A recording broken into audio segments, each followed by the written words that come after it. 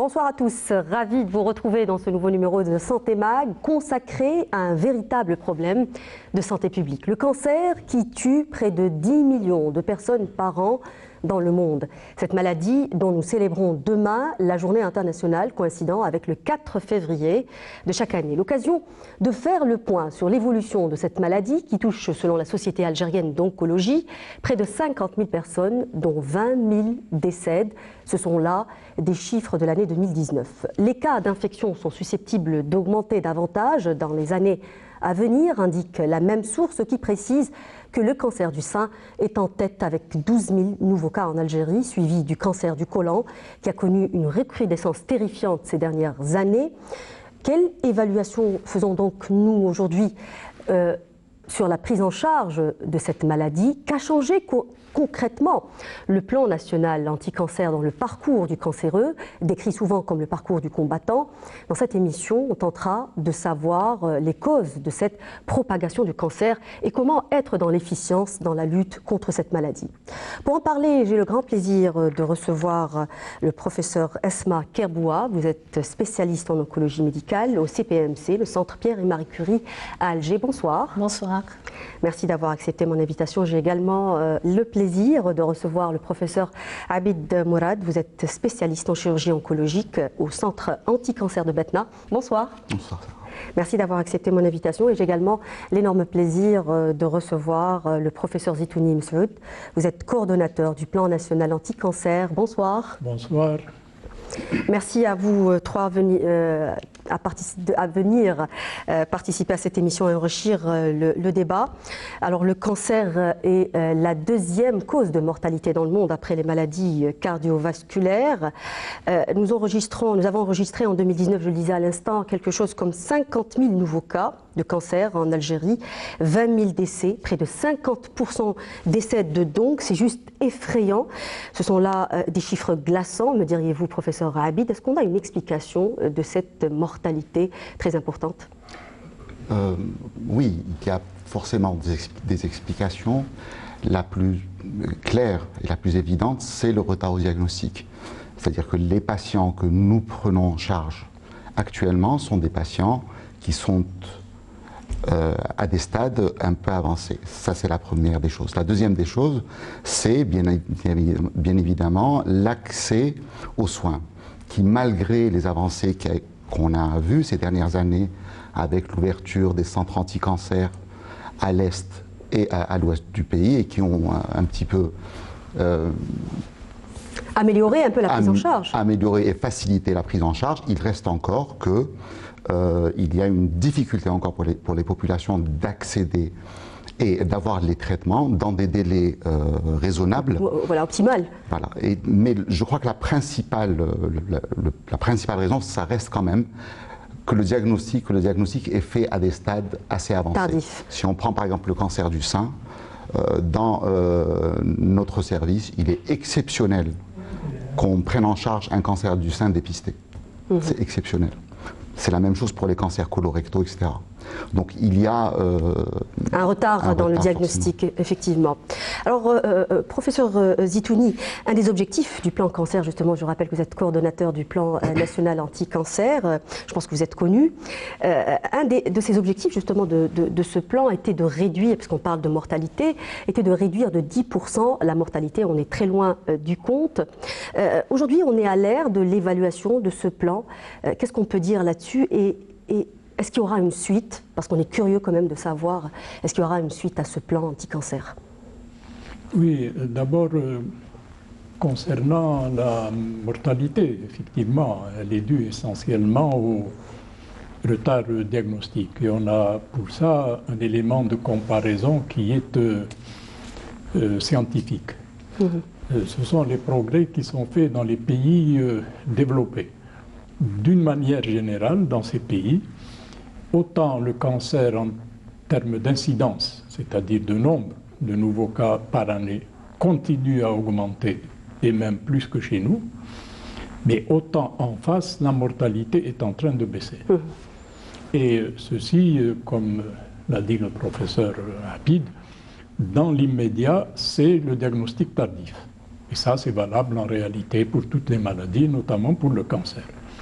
Mais il y a aussi une cause qui est plus lointaine, c'est celle de la prévention. Parce que quand vous avez une politique de prévention, qu'elle soit primaire ou secondaire, c'est-à-dire justement le diagnostic précoce, ben, automatiquement vous abaissez la mortalité. Et quand même le troisième élément, c'est que il y a aussi les problèmes thérapeutiques. Parce que bien qu'à stade égal, on a démontré depuis déjà longtemps qu'à peu près à stade égal, la mortalité n'est pas très différente, mais depuis quelques années, il commence à se creuser cette baisse donc, de la mortalité qui est plus importante dans les pays développés. Concernant le plan cancer, l'objectif de baisser de 10% la mortalité, ça n'a pas été fait de manière au hasard. Ce sont les spécialistes qui ont préparé ce plan cancer il y a maintenant à peu près 6 ans, qui, en recoupant les données statistiques qui arrivaient des services d'oncologie ou de radiothérapie, etc., ont pris 2 éléments de comparaison.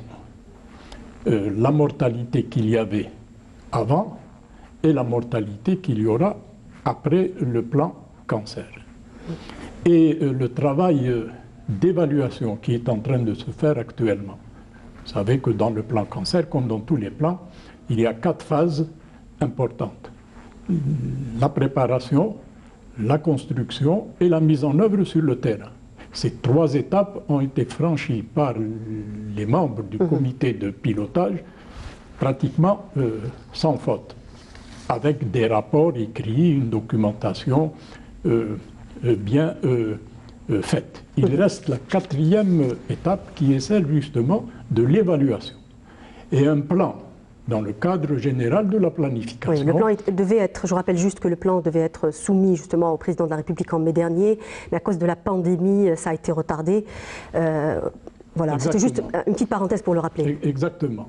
Et donc, le comité de pilotage, je le rappelle encore qu'il y a 2 grandes commissions, il s'est attelé il y a maintenant plus de 2 ans à ce travail d'évaluation. Et il a commencé à récolter justement les taux de mortalité au niveau des mêmes éléments ou sources d'information qu'on a eu au début. Et ce n'est qu'à la fin qu'on va juger de la différence de la mortalité, disons en 2013-2014 et 2020-2021. Donc le chiffre de 10%, je ne peux pas prédire à l'avance s'il sera vrai ou faux. Mais il a été donné comme indicateur pour que justement à l'avenir, quand nous allons préparer une autre stratégie, parce qu'il y aura de toute façon une autre stratégie de lutte contre le cancer, eh ben, on fera attention à la manière de fixer les objectifs. Oui. Ceci pour la mortalité. Vous m'avez posé la question maintenant sur le plan cancer en général. Oui, allez-y, professeur, c'est important. Est-ce qu'il y aura une suite en fait? Son évaluation, il y aura forcément une suite. Maintenant, est-ce que c'est une suite qui sera dans la même philosophie ou le même paradigme que ce plan? Ça, je ne sais pas. Ça serait bien. Pourquoi? Parce que le travail qui a été fait par le comité de pilotage, qui a comporté 30 groupes de travail, qui ont œuvré sans arrêt depuis maintenant 6-7 ans, avec plusieurs étapes qui ont été séparées, ils ont tracé maintenant une sorte de feuille de route pour l'avenir. Et c'était écrit dans le plan. L'un des objectifs du plan, c'était de ne pas se contenter de donner quelques instructions sur la prévention, etc., mais tracer une route ou une feuille de route d'avenir pour la lutte contre le cancer. Ils ont été même plus ambitieux en disant que cette manière de voir pour l'avenir pourrait en quelque sorte influer de manière positive le système de santé algérien pour servir d'exemple. C'est dans le plan et c'est ce que nous espérons. Oui. Maintenant, la deuxième méthode risquerait de mettre en place des comités pour faire de nouveaux objectifs, etc., sans une vision lointaine. Et ça pourrait être dangereux parce qu'on risque de faire ce qu'on appelle une opération de rétropédalage en revenant vers des méthodes qui ont fait déjà si la vous, preuve si vous permettez, de leur professeur, je vais faire juste réagir justement, professeur Kerboua. Vous avez parlé justement de cette nécessité de poursuivre ce plan anti-cancer. Je pense que on ne peut être que d'accord avec vous quand on voit un peu les chiffres de la Société algérienne d'oncologie qui rappellent que d'ici 2025, 60 000 nouveaux cas seront comptabilisés chaque année en Algérie, estimant que le chiffre sera revu à la hausse d'ici 2030, pouvant atteindre les 70 000 cas par an. Comment peut-on aujourd'hui expliquer cette augmentation de l'incidence? Est-ce qu'il s'agit d'un échec dans notre politique de prévention? Oui, forcément, quelque part, il y a un échec parce qu'on n'est pas arrivé à améliorer l'incidence, donc à diminuer le taux de nouveaux cas. Il faut dire aussi qu'il y a beaucoup de facteurs de risque. Il y a l'occidentalisation de l'alimentation, il y a la sédentarité, il y a les normes qui ne sont pas respectées dans les boissons sucrées. Donc,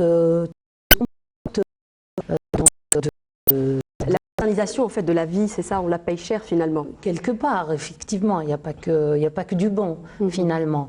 Donc tout ça contribue, cette augmentation de facteurs de risque, les traitements substitutifs qui ne sont pas bien encadrés, qui sont prescrits n'importe comment, ça aussi contribue à une augmentation de l'incidence des cancers, et en particulier les cancers hormonosensibles. Et puis il y a le manque de prévention primaire, donc l'éviction des facteurs de risque tels que le tabagisme. La législation, elle existe, mais elle est rarement appliquée. Il y a aussi, si on prend ces cancers que vous avez cités au départ, ce sont des cancers dépistables, malheureusement, et évitables. Donc si nous faisons soit une prévention primaire, soit un dépistage, nous pourrons avoir des stades précoces, et qui dit stade précoce, il dit une meilleure survie. Je vais vous inviter à regarder un reportage justement qui va revenir un peu sur la prise en charge des malades au niveau du centre Pierre et Marie Curie. C'est un reportage signé Yanis Aïd Belkacem. Regardez. De 50 000 cas de cancer et des centaines de cas récidives. Le cancer du sein reste le cancer le plus répandu, avec 12 000 cas suivis du cancer collatéral qui connaît une recrudescence terrifiante ces dernières années. Des cas pris en charge au niveau du CPMC à Alger. Les déplacements et l'hospitalisation des patients. On avait les nouvelles des patients par téléphone ou par nouveaux moyens de communication, WhatsApp, Viber, donc les différentes applications. Les patients qui étaient sous un traitement de maintenance, donc on pouvait reporter les cures. Il y avait beaucoup de patients qui ne pouvaient pas venir à cause des problèmes du transport à l'époque. Donc on a été très souple, on a reporté les rendez-vous. Un report qui faciliterait de manière significative l'accompagnement des malades tout au long du protocole médical, malgré la crise du Covid-19. Le service de chirurgie n'a pas arrêté, donc on avait toujours des patients opérés qui venaient pour recevoir leur chimiothérapie. Bon, c'est vrai pour les anciens malades chez qui on pouvait reporter les cures, on l'a fait. Mais pour les nouveaux malades qui devaient recevoir un traitement, tous les malades ont reçu leur traitement le plus normalement possible. Une meilleure organisation pour accueillir en toute sécurité les malades et faire en sorte de respecter leurs rendez-vous. Et pour le traitement médicamenteux, la pharmacie de l'hôpital a aussi joué un rôle déterminant. La pharmacie aussi a joué le jeu, donc on a pu proposer aux patients des traitements préventifs justement qui préviennent les chutes de globules blancs, donc les complications de la chimiothérapie. Les activités transversales de l'hôpital sont de ce fait impliquées pour la prise en charge des patients atteints du cancer. Même en période de crise sanitaire, l'activité ne s'est pas arrêtée. On va revenir justement sur cet aspect de prise en charge pendant la crise, mais pas tout de suite. Si vous permettez, professeur Habib, j'aimerais vous faire... vous êtes membre du comité de pilotage justement de ce plan anti-cancer. Vous avez travaillé justement sur une étude épidémiologique qui a montré un peu les caractéristiques des personnes ou des cancers les plus prédominants en Algérie. Aujourd'hui, on parle à peu près de 25 000 cas chez la femme, c'est ça, et à peu près 16 000 chez l'homme. Donc les cancers les plus dominants sont des cancers féminins, c'est ça, c'est le cancer du sein. Et j'ai trouvé aussi dans l'étude que vous m'avez partagée aussi que la majorité des femmes vivaient généralement dans des grandes villes, donc à Alger, à Sétif, avec une majorité qui ont utilisé des méthodes contraceptives. C'est ça, est-ce que vous pouvez le confirmer? C'est ce qui ressort du travail qui a été effectué sur pratiquement l'ensemble du territoire national, puisqu'il a englobé plusieurs services de cancérologie. Ce qui ressort aussi, c'est l'âge des patientes qui était, pour le cancer du sein, qui est nettement inférieur par rapport au cancer du sein qu'on observe dans les pays occidentaux. C'est-à-dire que ça tourne autour de 47 ans, il me semble. C'est un peu plus que 40 ans, c'est ça. 47 ans, alors que c'est 60 ans ou plus aux USA ou en France. Donc il y a quelque chose qui nous frappe, c'est l'âge jeune des patients. C'est valable aussi pour les autres cancers, notamment pour les cancers colorectaux. Oui. Donc parfois on nous explique que le vieillissement de la population ou l'espérance de vie est responsable de l'augmentation du cancer. En réalité, il me semble que d'autres facteurs interviennent dans nos sociétés parce que ces cancers apparaissent pour la plupart à des âges plus ou moins jeunes. Le cancer du sein étant le plus fréquent, ensuite le cancer colorectal. Voilà, et ensuite le cancer du poumon finalement, et ensuite le cancer du poumon. En troisième position. Dans le cadre de... pour poser la question par rapport à la coordination, j'insiste sur ça. Depuis 2012, on travaille là-dessus, enfin sur ce plan cancer. Ensuite, il y a eu un cadre organisé par le coordinateur national en plusieurs groupes. J'ai coordonné un groupe pour l'évaluation, par exemple, de la possibilité d'organiser le dépistage du cancer colorectal. Et j'ai participé à 2 autres groupes. Bon. Oui, vous anticipez un peu sur ma prochaine question, parce que je vais parler justement du dépistage massif. Oui, allez-y. Et le travail qui a été effectué est effectivement très intéressant, puisque on a réussi à mettre en place 3 études préliminaires, une à Béjaïa, avec beaucoup de volonté des personnes de Béjaïa, une autre à Annaba et une à Batna. Et ce sont ces conclusions justement, parce que quand on parle de prochain plan cancer, ce qu'on veut pour le moment, c'est que ce qu'on nous a demandé, c'est qu'on fasse l'évaluation de ce qu'on nous a demandé pour qu'on puisse avancer et aider et tirer à prendre des des leçons décisions. aussi, tirer des leçons. Quand on fait des évaluations, généralement, c'est se rattraper là où voilà. Autrement, tout ce qu'on a fait n'aura servi à rien. Si on ne fait pas l'évaluation de ce plan et qu'on n'aille pas vers quelque chose de coordonné de la même manière.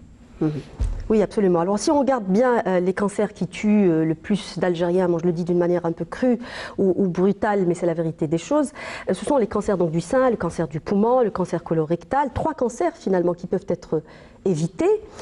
Pourquoi aujourd'hui nous ne faisons pas de dépistage massif de la population? Est-ce que c'est une question de moyens, professeur Zitouni? Nous n'avons pas les moyens de le faire?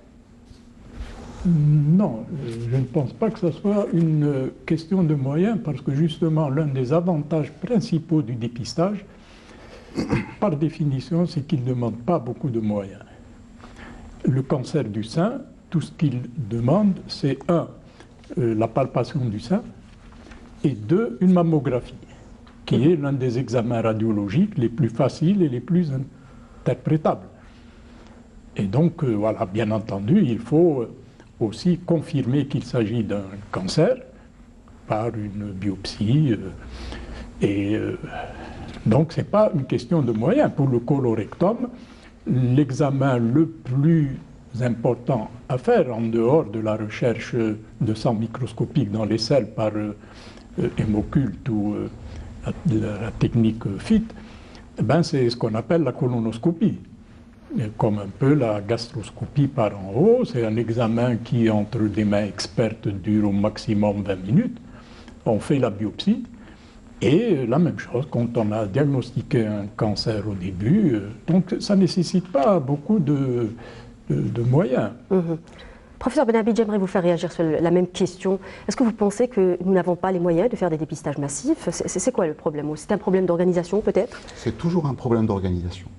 Et c'est parce que je viens de vous évoquer justement les études préliminaires. Elles ont été faites pour savoir quelles sont nos capacités, nos possibilités, quels sont les points forts qu'on a et quelles sont nos insuffisances.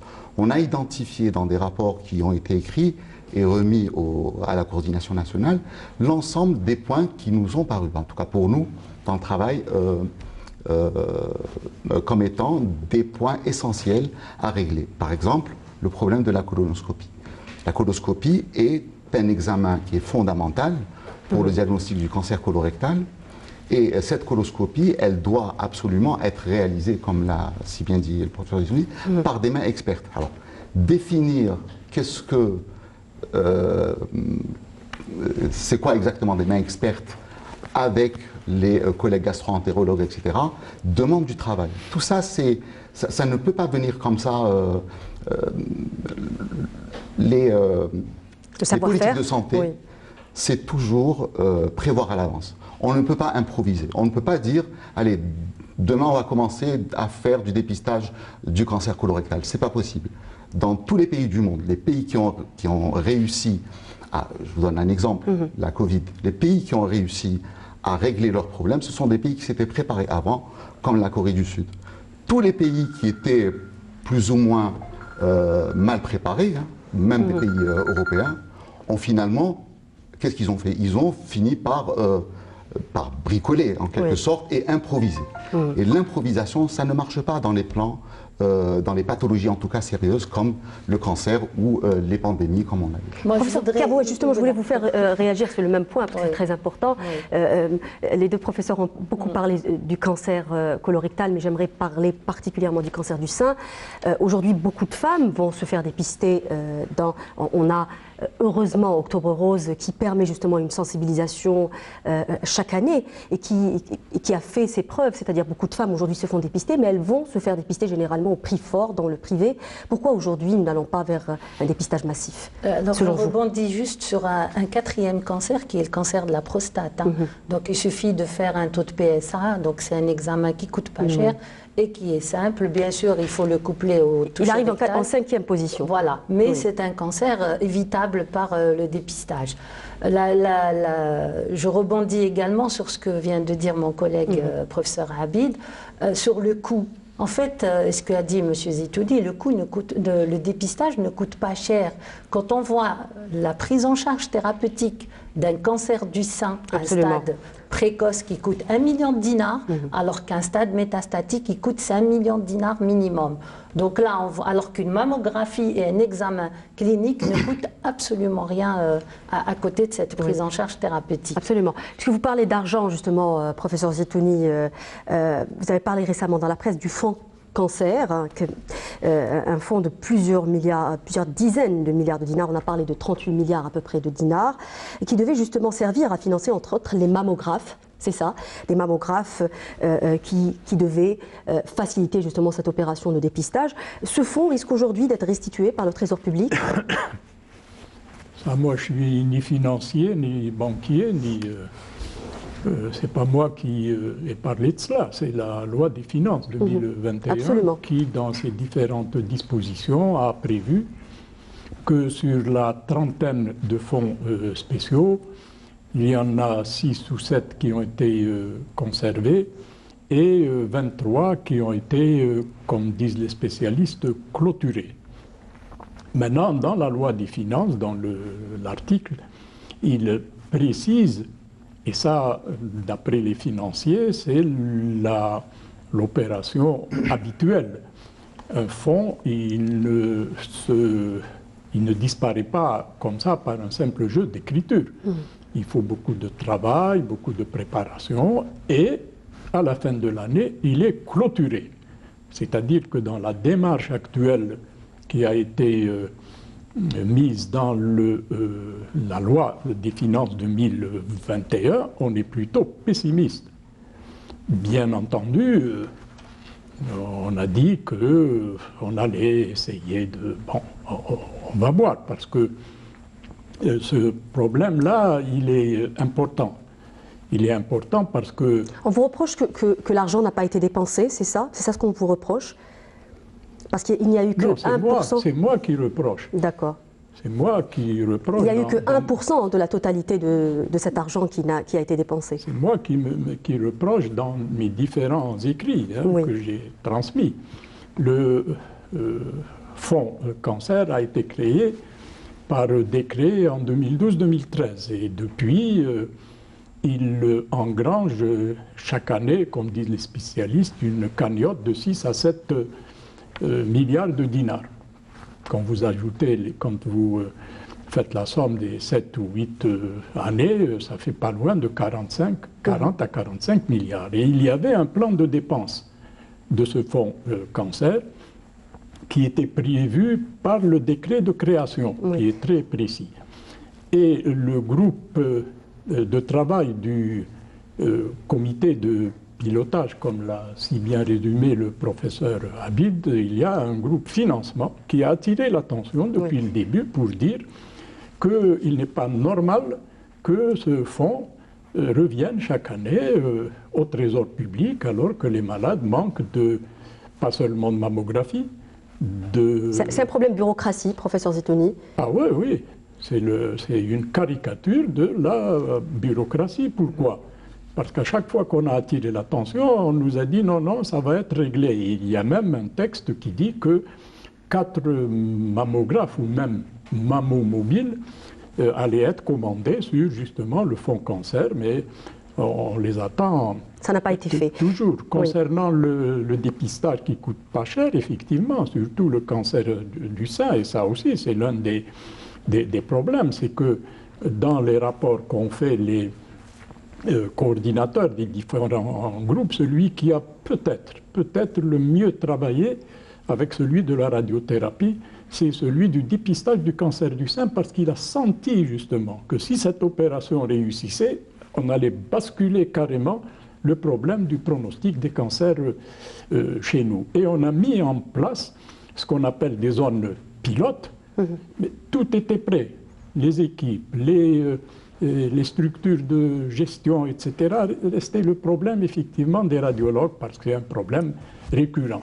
Oui. Eh bien, il y a eu des courriers pour lesquels on a reçu des réponses au bout d'1 an.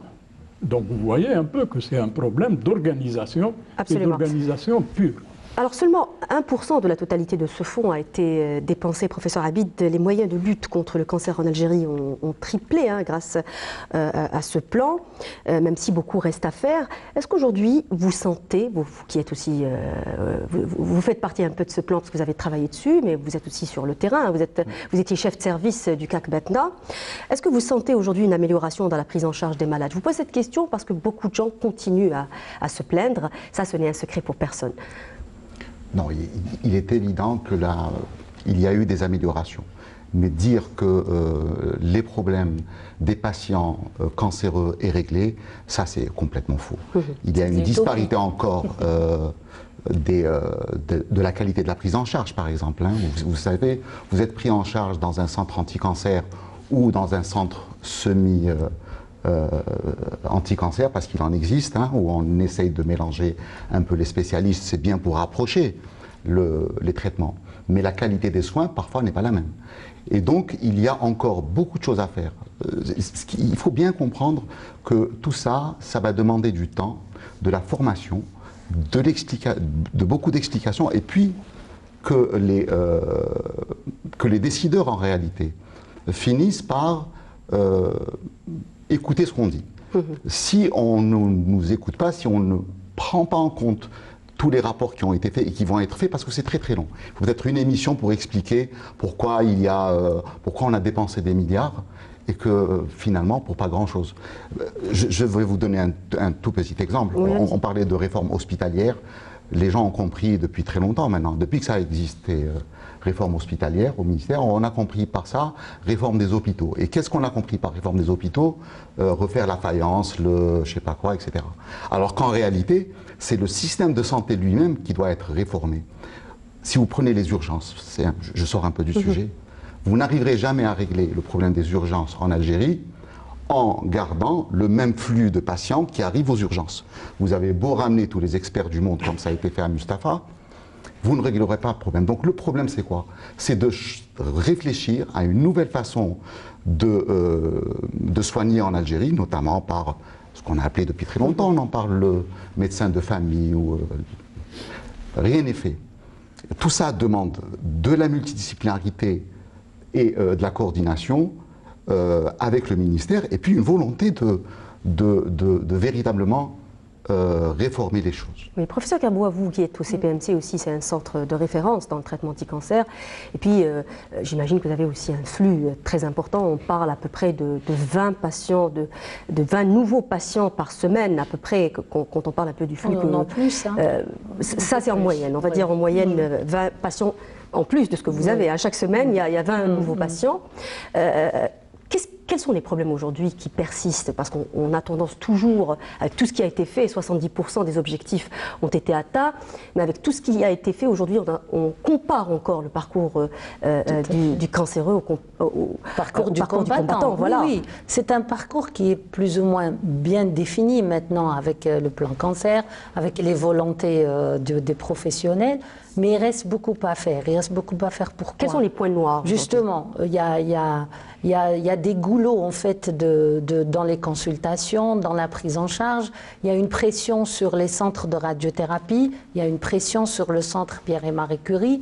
On a un gros problème de secrétariat. On a un gros problème de dossier électronique. Vous savez que jusqu'à maintenant, il n'y a pas de dossier électronique. Donc, c'est des dossiers papier qui sont archivés parfois n'importe où, au sous-sol, après pour aller les chercher, pour reprendre l'histoire du patient. Donc tout ça, ce sont des obstacles quotidiens qui empêchent un parcours bien défini du patient. Et forcément, quand on a cette file d'attente et cette pression, les rendez-vous ne peuvent pas toujours être dans les délais.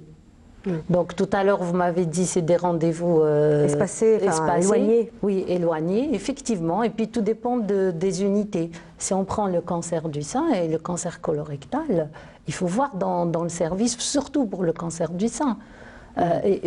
Normalement, on prend uniquement les gens qui habitent, nous par exemple, au service, on a l'hospitalisation.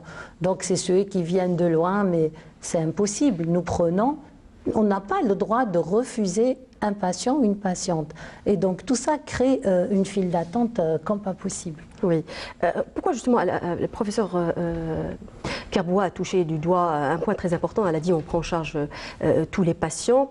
Aujourd'hui, il y a beaucoup de patients qui ont du mal à trouver une place ou à trouver des rendez-vous qui les arrangent. Souvent, c'est des rendez-vous repoussés qui peuvent aller jusqu'à 3 mois après la chirurgie, ce qui n'est pas très recommandé dans le traitement anti-cancer. Est-ce qu'il y a une coordination aujourd'hui entre les différents centres anti-cancer pour pouvoir peut-être trouver une place ou orienter un malade? Quand on ne peut pas le refuser, on peut l'orienter peut-être, oui. Professeur Habib. À ce jour, il n'y a pas de coordination. Il y a la volonté d'un praticien qui veut bien appeler son collègue à... voilà. C'est aussi simple que ça. À Tizi Ouzou, par exemple, on vient d'ouvrir un centre de radiothérapie. C'est un problème d'informatisation, de numérisation, c'est quoi le problème? J'ai lu dernièrement dans la presse qu'il allait y avoir une sorte de réseau national pour les rendez-vous de radiothérapie. Oui. C'est magnifique.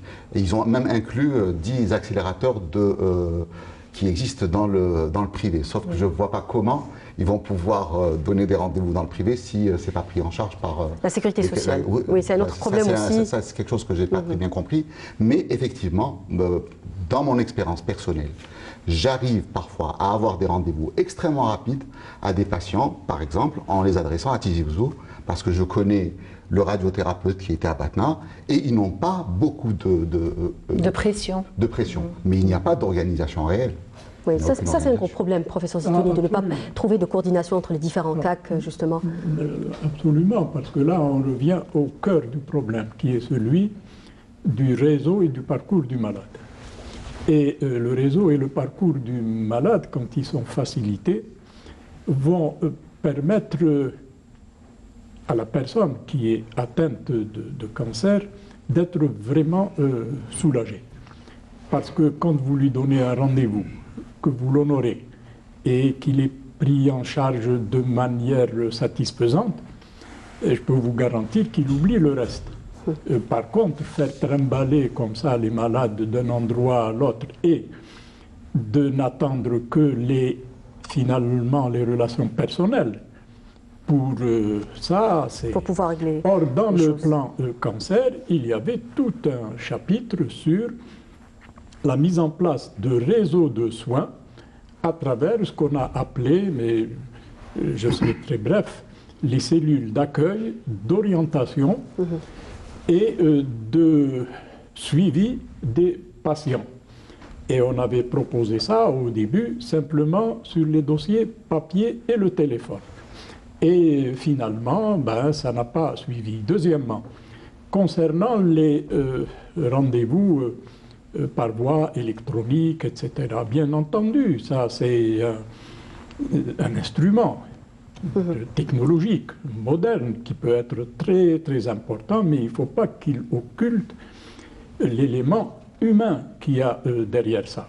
Le professeur Kerboua a très justement rappelé le dossier médical.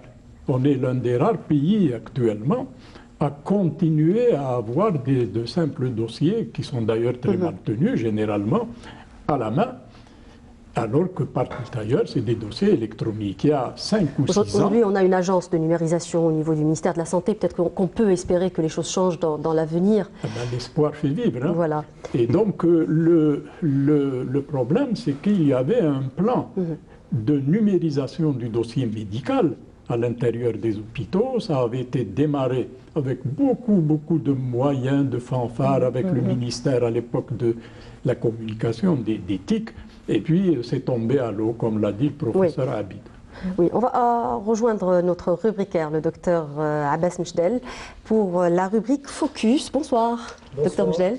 Vous allez nous parler des facteurs cancérigènes, c'est ça? Nous parlerons ce soir des facteurs cancérigènes. Qu'est-ce que les facteurs cancérigènes? C'est un facteur qui va interférer avec le fonctionnement d'une cellule normale pour déformer un petit peu son fonctionnement. On sait tous qu'une cellule a une durée de vie, un fonctionnement correct, qui a une cohérence de multiplication qui est bien gérée par son patrimoine génétique. Alors un facteur cancérigène est un facteur qui va venir non seulement chambouler ce rythme de multiplication, mais aboutir à un contingent cellulaire qui n'a absolument rien à voir avec les cellules primitives, qui a une capacité de multiplication beaucoup plus importante, beaucoup plus rapide, une capacité d'envahissement de l'organe primitif et en plus d'une capacité d'envahissement des cellules des organes à distance. Alors le facteur cancérigène le plus important qui est reconnu mondialement est le tabagisme. Alors le tabagisme est responsable de 20% des cancers, tous cancers confondus. Alors c'est le tabagisme actif ou passif est directement responsable de la genèse de beaucoup de cancers, à commencer par le cancer de la langue, le cancer du larynx. Du larynx, il est responsable de 94% des cancers du poumon dans ces deux variantes, carcinome épidermoïde ou adénocarcinome. Cancer de vessie, et la liste est longue, malheureusement. Alors en Algérie, les dernières statistiques font état d'une augmentation de la consommation du tabac, non seulement chez les personnes adultes, mais chez des âges plus précoces, mais aussi, ce qui n'était pas le cas des années en arrière, parmi les sexes féminins. Alors en gros, c'est une augmentation de la consommation du tabac qui a fait flamber aussi le nombre des cancers qui en découlent. Le deuxième facteur, c'est justement le facteur alimentaire. Nous avons abandonné ce régime qui est le nôtre, le régime méditerranéen, pour aller vers des régimes alimentaires qui sont très riches en sucre, très riches en sel. Nous avons abandonné la consommation de fruits et légumes pour aller consommer beaucoup plus de viande en croyant que c'est un mode de vie qui est plus riche, mais à la limite, les protéines animales sont responsables du développement de beaucoup de cancers aussi, dont les cancers digestifs, les cancers colorectaux. Troisième facteur important, aussi, même s'il n'est pas très important d'un point de vue épidémiologique, mais il est aussi présent. Ce sont les radiations ionisantes dans notre environnement. Nous savons tous qu'il y a un certain degré de radioactivité, mais qui ne dépasse pas les limites d'une atteinte à l'intégrité des cellules, des fonctionnements. Alors il y a eu, de par le monde, de par l'histoire, des situations d'explosion nucléaire, la fameuse catastrophe de Tchernobyl, la fameuse catastrophe de Hiroshima-Nagasaki pendant la Deuxième Guerre mondiale, et en Algérie, les essais nucléaires du colonisateur français qui ont fait beaucoup de dégâts sur l'environnement, mais aussi sur les êtres humains. Nous comptons beaucoup de cancers, notamment hématologiques, dans la région de Ergen, et une contamination très importante. Beaucoup de cancers qui continuent à se développer jusqu'aujourd'hui. Ajouté aux malformations mais en découle certaines malformations qui sont invalidantes, d'autres sont carrément incompatibles avec la vie. Un autre facteur cancérigène, c'est la consommation d'alcool.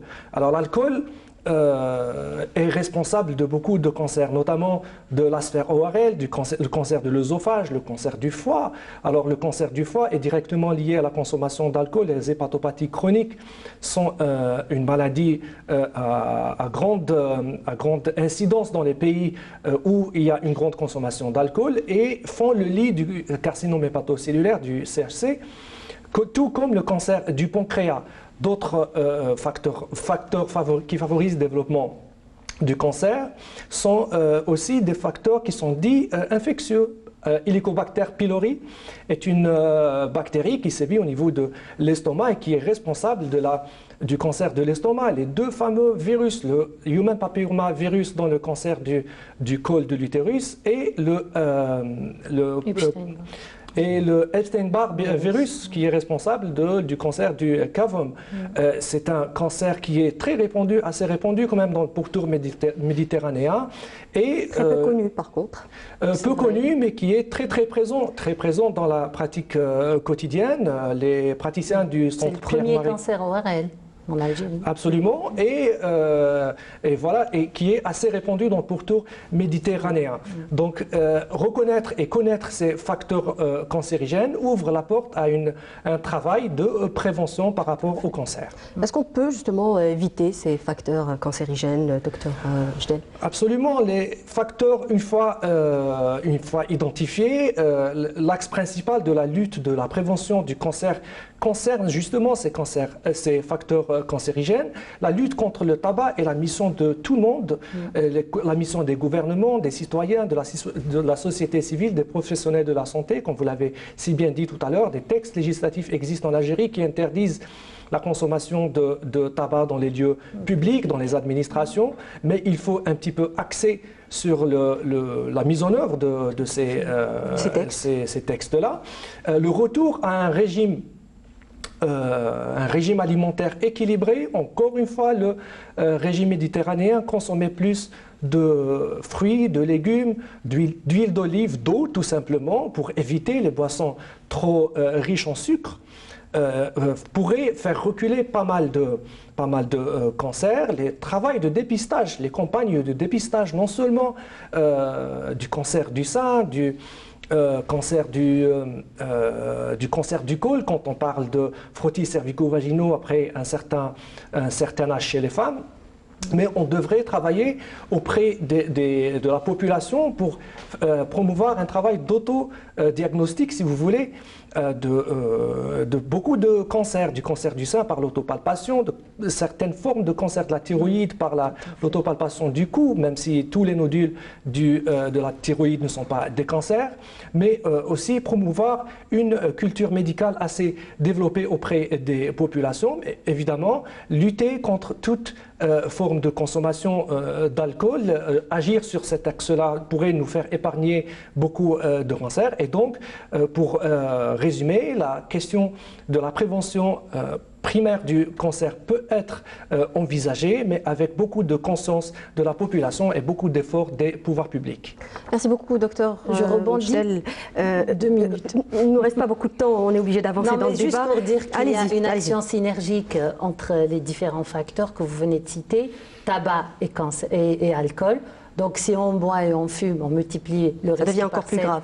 Et 12. Et vous avez oublié les vaccins. Donc les vaccins contre l'hépatite B, les vaccins contre l'HPV, qui n'est pas encore enregistré chez nous, mais qui existe. Ça aussi, ça fait partie de la prévention. C'est un vaccin qui a fait beaucoup de polémiques, professeur Kerboua. C'est un vaccin qui a fait beaucoup de polémiques. Malheureusement. Oui, on va... c'est partagé. C'est partagé. On va essayer d'avancer justement, parce qu'il ne nous reste pas beaucoup de temps malheureusement, pour essayer d'aborder tous les points qui nous restent. Alors, la chirurgie est le traitement de référence dans un traitement anti-cancer, mais il y a aussi d'autres traitements adjuvants, notamment la chimiothérapie et la radiothérapie. Alors un traitement généralement administré, par exemple pour la chimiothérapie, un traitement généralement administré après la chirurgie, en moyenne c'est 40 à 50 jours après l'opération. Au CPMC, professeur Kerboua, on obtient un rendez-vous après combien de temps pour sa chimiothérapie aujourd'hui? Alors tout dépend de la pathologie, vous faites bien de poser la question. Donc je sais qu'il y a de gros problèmes avec l'unité sein parce qu'il y a énormément de cancers du sein. Et puis tout à l'heure vous avez parlé en fait de répartir les soins. L'objectif du plan cancer c'était justement l'équité des soins. Donc un Algérien qui soit au nord et au sud devrait recevoir le même traitement. Mais il faut dire aussi qu'il n'y a pas d'écac de partout, le budget n'est pas le même et que beaucoup de patients préfèrent être suivis au CPMC. Au CPMC, oui. Voilà. Vous avez une bonne réputation, professeur Kerboua, vous êtes le centre de référence. C'est le centre le plus ancien, absolument. Donc forcément... Voilà. Le centre de référence, c'est ce que je viens de dire. À Betna, professeur Abid, combien de temps pour avoir un rendez-vous de chimiothérapie aujourd'hui? Au départ, quand on a ouvert, effectivement, les délais étaient très longs, très respectés, parce que la RCP se faisait de façon régulière. On avait quelques problèmes avec les examens anatomopathologiques, parce que pour entamer la chimiothérapie, il faut avoir le diagnostic définitif. Mais d'une manière générale, c'était, disons que pendant les 5 premières années, on a bien travaillé. Là, actuellement, il y a une dégradation qu'on observe comme ça, un peu lié au Covid, un peu.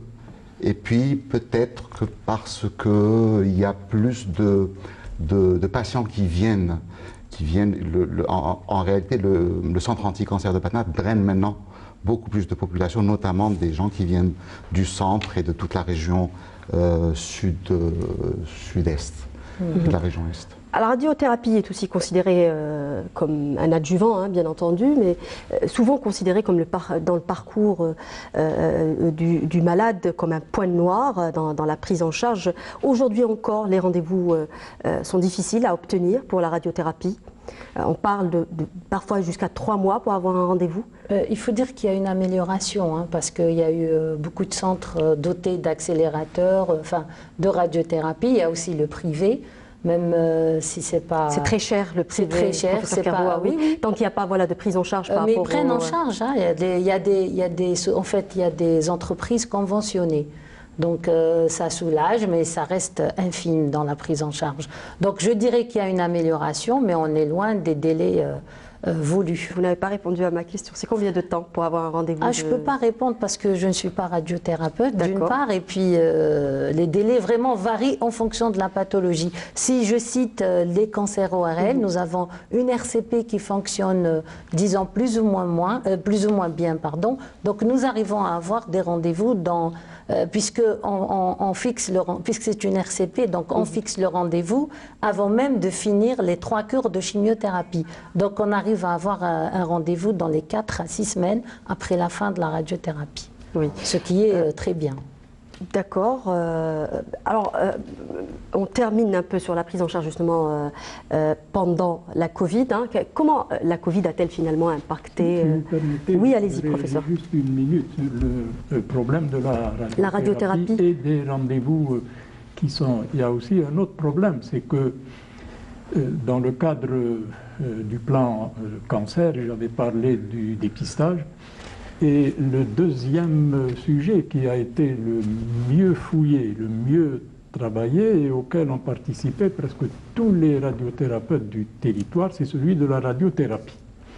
Et la situation actuelle, qu'on est en train d'analyser d'ailleurs et que nous espérons donner les résultats après l'évaluation, c'est qu'il y a eu une répartition géographique des appareils de radiothérapie qui n'a pas été très logique et rationnelle. C'est-à-dire qu'elle ne s'est pas calquée sur les données ou les dimensions épidémiologiques, mais plutôt sur les dimensions territoriales. Ce qui fait que maintenant, il y a un paradoxe, c'est qu'il y a des centres de radiothérapie avec 3 appareils les plus sophistiqués, hein, mais il n'y a pas beaucoup de malades.